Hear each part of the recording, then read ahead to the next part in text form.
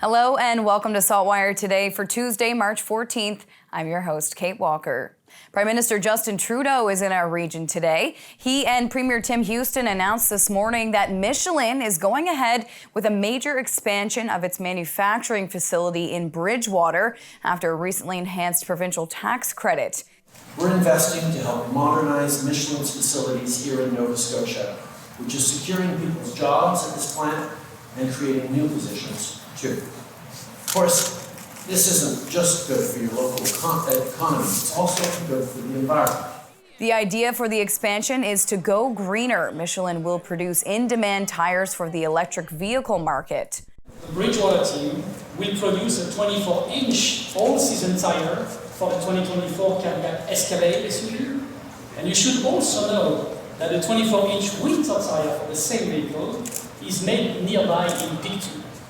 More than 70 new jobs are expected to come out of this announcement. Michelin will receive a tax credit of about $61.3 million over 5 years based on eligible capital investments of $302.7 million to be used in Nova Scotia. The federal government is also kicking in up to $44.3 million. A mixed bag of weather is on tap for the province tonight. The weather system has already moved in on different parts of Nova Scotia. Snow has begun to fall and is expected to change to rain later tonight and back to snow tomorrow. Up to 10 centimeters could fall depending on where you are. Our weather specialist Alistair Alders has a provincial breakdown for us.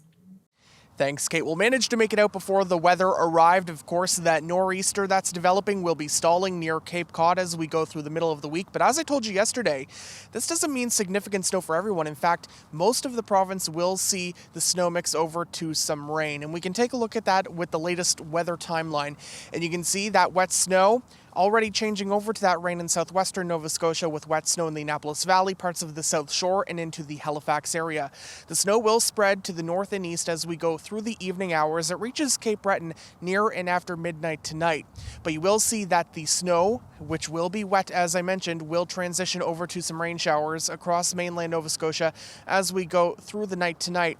And then as we head into our Wednesday, this is when the setup gets a little more interesting. In Cape Breton, periods of snow mixing at times with rain. On mainland Nova Scotia, the precipitation becomes more scattered, so it will be more so periods of rain that at times could mix with some flurries or a bit of wet snow. I think more so later in the day as temperatures will be cooling as we go through Wednesday night into Thursday, but as you can see, mild enough for much of the province to support some rain showers on our Wednesday.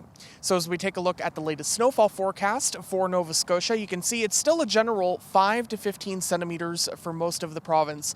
5 or less in the southwest corner where that transition to rain occurring sooner. But in Halifax, likely about 5 centimeters, could be up to 10 inland. Most of the province, 5 to 15. However, 15 to 30 still in the forecast for parts of eastern mainland Nova Scotia, so parts of Antigonish County into Guysborough County, and across Cape Breton, 15 to 30 centimeters, and 30 to 50 centimeters in the forecast for Victoria County. As we take a look at the winds, they will be strong as we go through the night tonight from the east and then over to the northeast. Winds will be gusting 50 to 70 kilometers per hour. However, directly along exposed coastlines, we could see winds gusting up to 90 kilometers per hour. And in western Cape Breton, lay sweat winds will exceed 100 kilometers per hour tonight. So winds will be very strong as we go throughout the day on Wednesday. East and northeast winds generally 30 to 60 kilometers per hour, but we could still see some gusts exceeding 60, especially in western Cape Breton. So as you can tell, it's not a significant snow event for most of us, but we will be dealing with that very heavy, wet snow, gusty winds. If you do have any travel plans, be sure to keep a very close eye on the forecast and drive according to the conditions. And I'll be back in just a bit, Kate, with a look at what we can expect more in depth here in Halifax tomorrow. Kate. And Alistair will be back in the weather section with our regular Halifax forecast. Haligonians are being asked to be on alert for a new extortion scam circulating throughout HRM. Halifax Regional Police say they have gotten numerous reports of scammers that are calling or texting victims, accusing them of attempting to use an escort service and demanding payment. Police say the scammers then claim to be members of a cartel and send graphic and violent photos. They threaten to harm the victim or their loved ones if they do not respond and or deliver the money. Police say the scammers are randomly contacting people and that the victims are not necessarily people who have contacted an escort service. Those who are contacted are asked to block the number and report it to police. The controversy continues in Antigonish on whether or not the town and county should amalgamate. A poll is going around surveying Antigonish town and county residents on their positions around consolidation and if they would continue to support an MLA or their party based on their stance. Antigonish MLA and Health Minister Michelle Thompson intends to represent both those for and against consolidation of the town and county. I haven't taken a position on it. I've heard from a lot of people. I've probably heard from about 400 people, I would say. Some are for it, very strongly for it. Some are very strongly against it. And I have people that are in the middle. So my job is to represent all of those folks. And if legislation does come forward in the spring sitting, I will reflect all those voices. While most amalgamations in this province have gone through the Nova Scotia Utility and Review Board, the town and county of Antigonish took a different approach. At simultaneous meetings in October, they both passed motions to request the provincial government pass legislation that would combine them into one municipality. It's time now for a glimpse of today's Thinking Out Loud with Sheldon McLeod. Today, Sheldon is speaking with Lunenburg Mayor Matt Risser.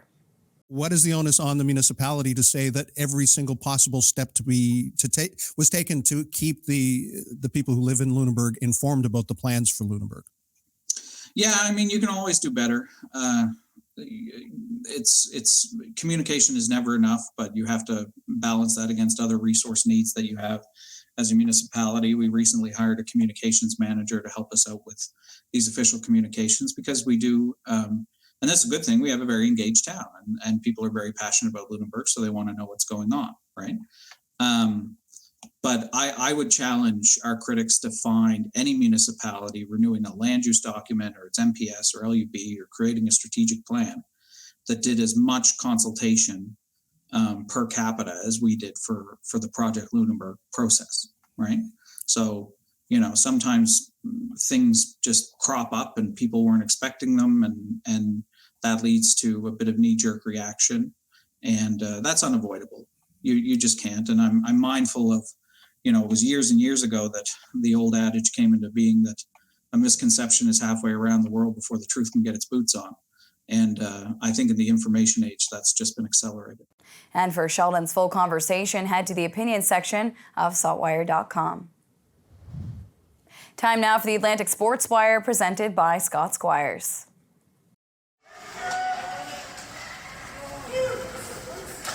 I'm here with Coach Brian Hurtis of the U13 Cole Harbour Wings. Coach, what does it mean to be here at the Joe? It's an awesome experience. I've had the pleasure of coaching for the last 5 years in this tournament, and I grew up in the area where I also got to play in it and won it a few times, but not representing Cole Harbour, but it was a great experience, and I love this tournament every year. A good start for your guys today, getting the 5-2 win. What does it mean to you to have this team here and to be able to coach them in this tournament? It's a great experience for the kids. They love playing because it's at home, and it's a tournament that they strive to win because it's, like I said, it's at home, and they can just share it with all their friends that get to come and watch and family. Coach, the last couple of years with the pandemic, teams couldn't travel, parents and family couldn't travel. What does it mean to be able to see teams from outside provinces come here and to see family and friends come here as well? Well, it's awesome. Like, a lot of the players have families like in New Brunswick and PEI, and they finally get to come watch them play.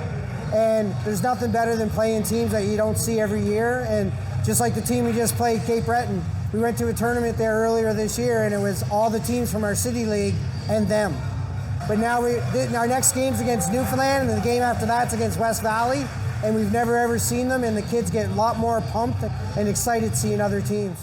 From the Joe in Cole Harbour Place, I'm Scott Squires for the Atlantic Sports Wire.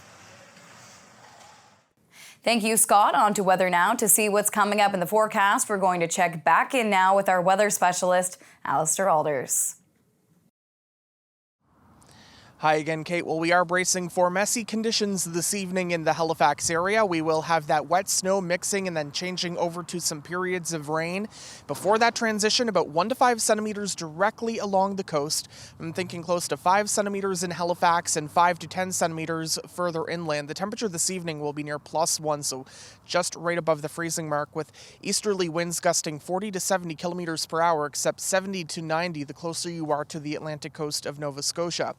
The pattern then becomes interesting throughout the day on our Wednesday. We will have cloudy skies throughout the day and we'll have periods of rain or drizzle. As the temperature will be rising, we'll hit a high of 7 degrees tomorrow afternoon here in the Halifax area. So temperatures will be warming up.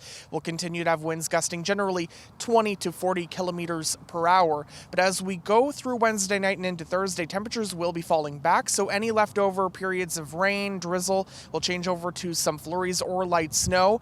So something to keep in mind. I'm not expecting any significant further accumulation once that transition occurs, but certainly we could be dealing with some icy spots as you make your way out Wednesday night and on Thursday.